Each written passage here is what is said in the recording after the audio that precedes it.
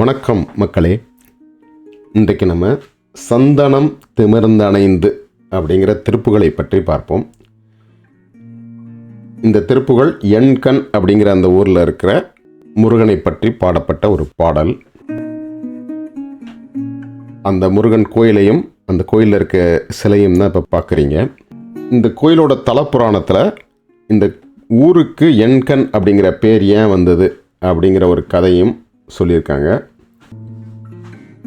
ரொம்ப காலத்துக்கு முன்னால் ஒரு சோழ மன்னன் காலத்தில் சில்ப முனிவர் அப்படின்னு ஒருத்தர் இந்த முருகன் சிலையை முதல்ல சிக்கலில் போய் அந்த முருகன் சிலையை செஞ்சுருக்காரு.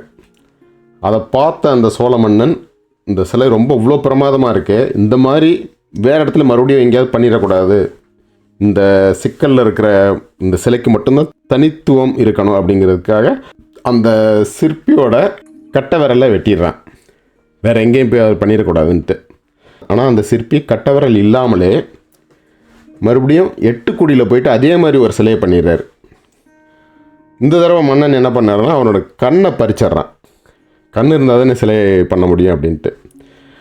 இருந்தாலும் அந்த சிற்பி மறுபடியும் போயிட்டு கட்டவரலும் இல்லாமல் கண்ணும் இல்லாமல் இந்த எண்கண் இந்த இடத்துல வந்து அதே மாதிரி ஒரு சிலையை மறுபடியும் பண்ணிடுறார், ஒரு சிறுமியோட உதவியை வச்சுக்கிட்டு. அந்த சிலையை பண்ண பிறகு தான் முருகன் அவருக்கு அவரோட கண்ணையும் கட்டவரலையும் திரும்ப கொடுத்துட்றாரு. இது வந்து அந்த கோயிலோட ஒரு தலப்புராணம். இந்த மேப்பில் பார்த்தீங்கன்னா முதல்ல சிக்கல் இங்கே இருக்குது, நாகப்பட்டினம் பக்கத்தில். 2வது சிலை பண்ணது 8 குடி, 3வது திருவாரூர் பக்கத்தில் எண்கண். இந்த 3மே ரொம்ப பக்கத்தில் இருக்கிறது தான். ஒரே நாளில் 3 கோயிலையும் பார்த்துடலாம். அங்கே போய் நேரில் பார்த்தா தான் தெரியும் இந்த 3 சிலையும் ஒரே மாதிரி இருக்கா எப்படி இருக்குன்ட்டு. அது கொஞ்சம் சுவாரஸ்யமாக இருக்கும். இதே கோயிலுக்கு இன்னொரு தலப்புராணமும் இருக்குது. ஒரு சமயம் முருகன் பிரம்மாட்ட போயிட்டு பிரணவ மந்திரத்தோட அர்த்தத்தை கேட்டு பிரம்மாவுக்கு அது தெரியலைங்கிறதுனால அவர் தலையில் கொட்டி கையில் விலங்கு போட்டு ஜெயிலில் தூக்கி போட்டுருவார். பிரணவ மந்திரத்துக்கே அர்த்தம் தெரியாமல் நீ என்ன படைக்கிற அப்படின்ட்டு.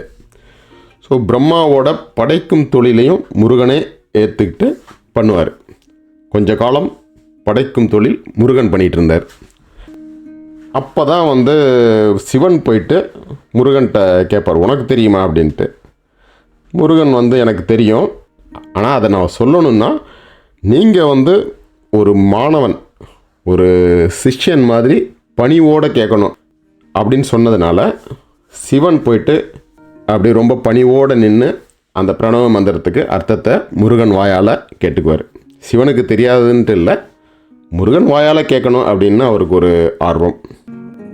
அப்புறம் பிரம்மா வந்து போய் ரொம்ப தவம் பண்ணி மறுபடியும் அந்த பிரணவ மந்திரத்தோட அர்த்தத்தை தெரிஞ்சுக்கிட்டு திரும்ப வந்து முருகனை கும்பிட்டு வணங்கி அந்த படைக்கும் தொழிலை அவர்கிட்டருந்து திரும்ப வாங்கிக்குவார்.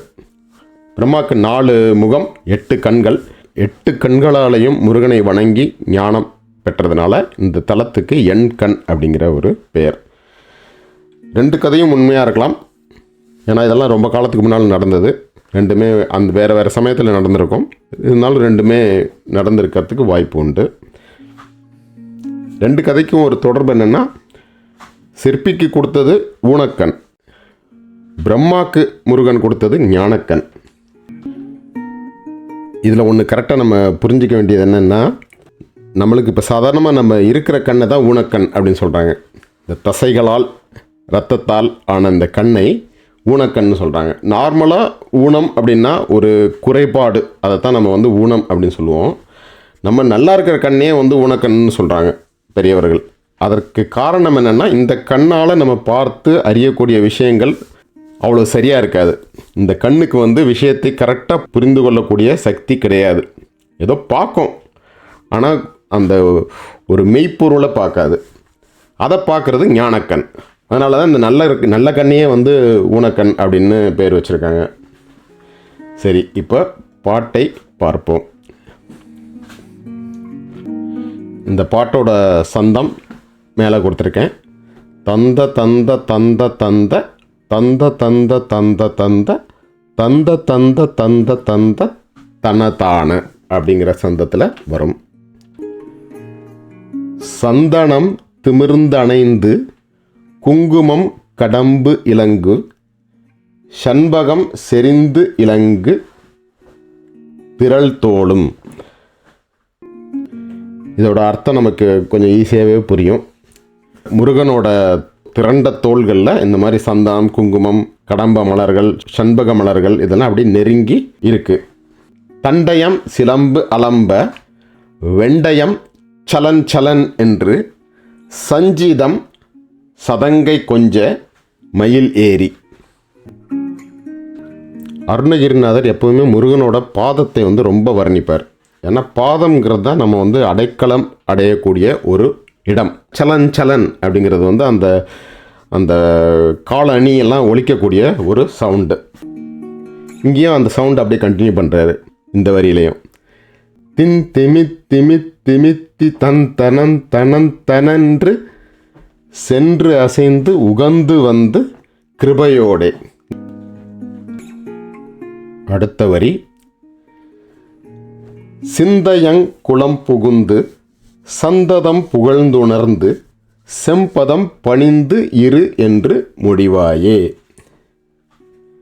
முருகனை வணங்கி அவர் பாதங்களை பணிந்து இருக்கிறது கூட முருகனோட அருள் வேணும். அதாவது பக்தி ஒருத்தருக்கு வரணும்னா கூட கடவுளோட அருள் இருந்தால் தான் அவருக்கு பக்தியே வரும். இல்லைன்னா ஏதாவது பகுத்தறிவு அப்படி இப்படின்னு ஏதாவது பேசிக்கிட்டே தெரிய வேண்டியதுதான் கடைசி வரைக்கும். அந்த மந்தி கொண்டு இலங்கை வெந்து அழிந்து இடும்ப கண்டன் அங்கமும் குலைந்து அறங்கொல் பொடியாக. அறம்னா ரம்பம், இடும்ப அப்படின்னா ரொம்ப கொடுமையான செயல்கள், துன்பம் தரக்கூடிய செயல்கள். கண்டன் அப்படின்னா கொடியவன். இந்த இடத்துல இடும்ப கண்டன்னா ராவணன். அந்த ராவணன் உடலை அப்படியே ஒரு ரம்பத்தை வச்சு ராவண மாதிரி அப்படியே தூள் தூளாக்கிட்டார் அம்பை விட்டு. அதுக்கு முன்னால் ஒரு குரங்கை, அதாவது இந்த இடத்துல அனுமன் குரங்கை அனுப்பிச்சு இலங்கையை ஃபஸ்ட்டு எரிச்சிட்டார். எரிச்சிட்டு அதுக்கப்புறம் தான் ராவணனுக்கு அழிவு. இதில் அந்த இடும்பை அப்படிங்கிற அந்த ஒரு வார்த்தையை மட்டும் பார்ப்போம். திருக்குறளில் எங்கே யூஸ் பண்ணியிருக்காருன்ட்டு.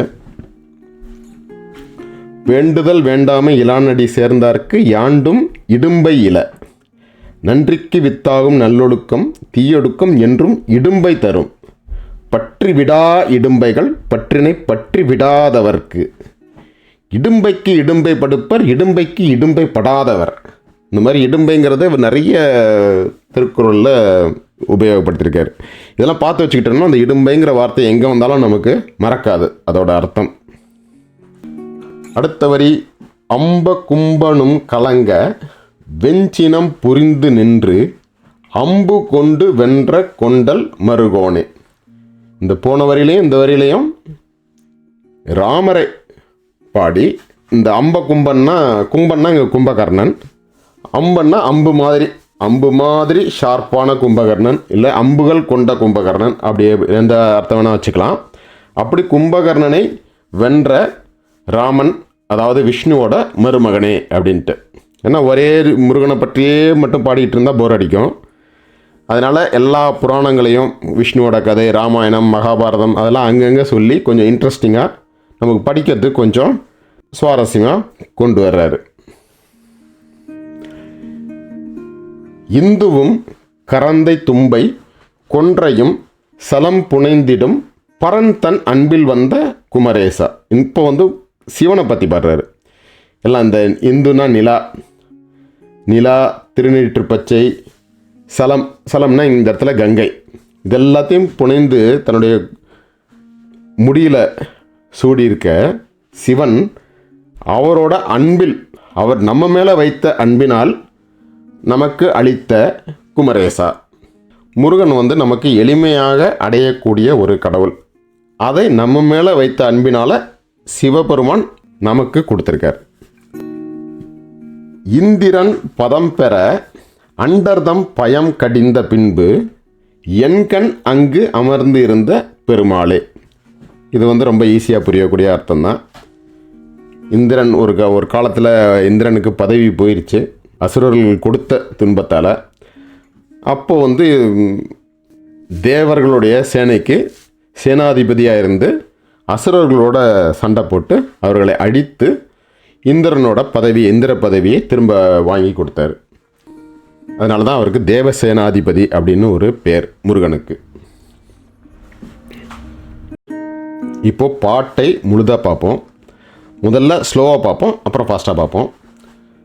சந்தனம் திமிர்ந்து அணைந்து குங்குமம் கடம்பிலங்கு சண்பகம் செறிந்து இலங்கு திரள் தோளும் தண்டயம் சிலம்பலம்ப வெண்டயம் சலஞ்சலன் என்று சஞ்சிதம் சதங்கை கொஞ்ச மயில் ஏறி தின் திமி திமி திமித்தி தனந்தன என்று சென்று அசைந்து உகந்து வந்து கிருபையோடே சிந்தை அங்குளம் புகுந்து சந்ததம் புகழ்ந்து உணர்ந்து செம்பதம் பணிந்து இரு என்று முடிவாயே.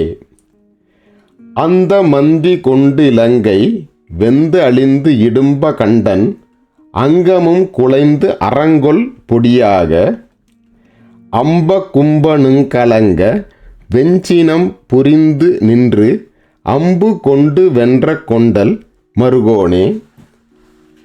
இந்துவும் கரந்தை தும்பை கொன்றையும் சலம் புனைந்திடும் பரந்தன் அன்பில் வந்த குமரேசா.